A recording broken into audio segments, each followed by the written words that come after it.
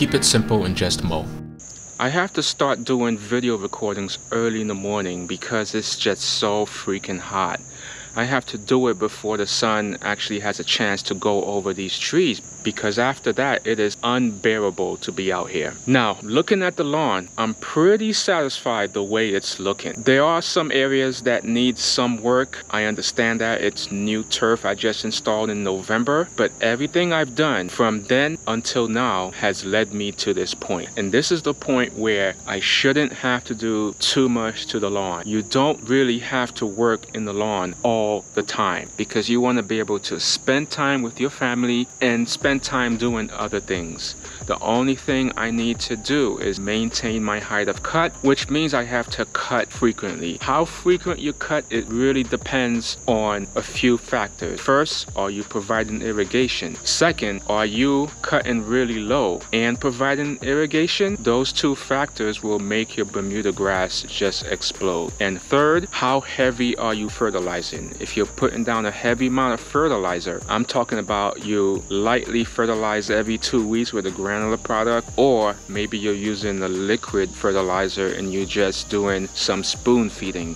That's going to encourage faster growth.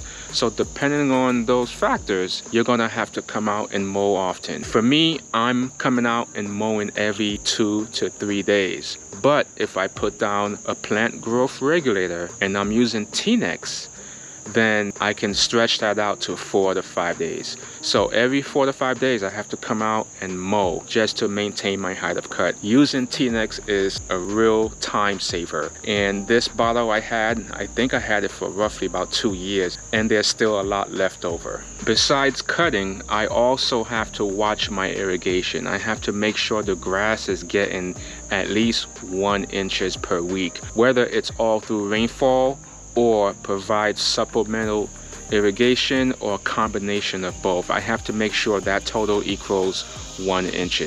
Being that it's summertime now and temperatures are in the high 90s, almost 100 degrees, I'm gonna have to put out at least 1.5 inches in order to keep the grass green. I have to step up the watering, so I'm watering every 2 days at 0.5 inches until the temperatures start to drop. Then I'm gonna decrease that watering to every 3 days. Now, the trouble spots I'm dealing with is the lawn is not completely leveled. As you know, I did some sand leveling early this year, but you can't expect the lawn to be completely level the first time you do it. So I'm gonna have to go out and level the lawn every year for about 2 to 3 years. But for now, I'm doing spot leveling, and what I'm doing right now is using just strictly play sand. Play sand is free of debris and it's going to get down into the soil very easily. I'm really focusing on these tire marks. I don't know if you can see it from the camera, but these tire marks were caused from the dump truck that backed in onto my front yard in order to drop gravel, and that gravel was used to backfill the pool. But that truck left a major print on my front yard, so I'm gonna have to put down some sand to bring it up to level. When I'm doing spot leveling, I'm working the sand in, making sure it gets down into the turf. Then I'm gonna make sure to water it in.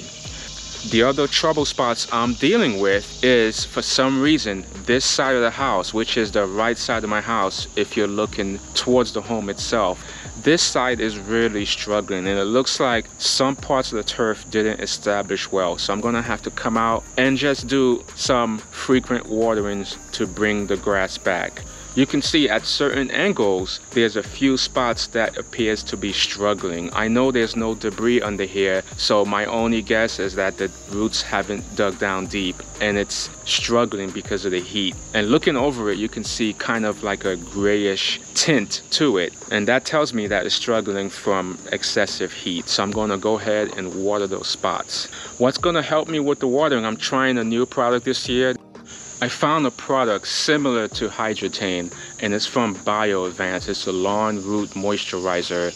It pretty much does the same thing, and the way you apply it, you're gonna apply it the same way.